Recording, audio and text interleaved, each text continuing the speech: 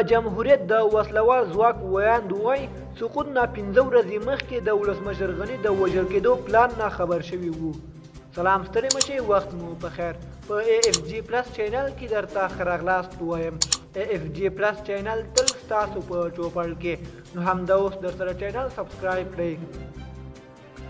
د افغانستان د پرځول شوي جمهوریت نظام د وسلوالو ځواکونو ویاند جنرال اجمل عمر شینواري په لومړي ځل په یوه مرکه کې د نظام د سقوط په اړه په یوه تلویزیوني مرکه کې خپل معلومات او ځوابونه وړاندې کړل.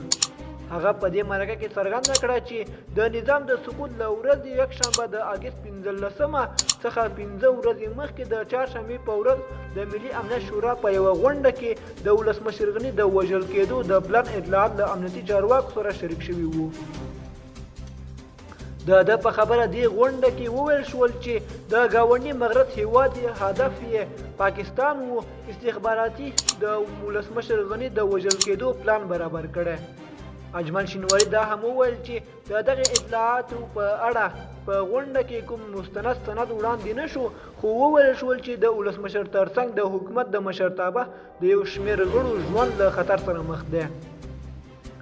د مخکني امنیت او دفاعي سکتور ویاند په دې مرکه کې د ولسمشر غني ترڅنګ نور لوړپوړي چارواکي او حکومت نه دی د باندې سیاستوالو ټول تورن کړل چې د جمهوریت په سقوط کې خپله برخه ملامتي لرله. دوستانو، زموږ د نن ورځې خبر تر همدې ځایه وو.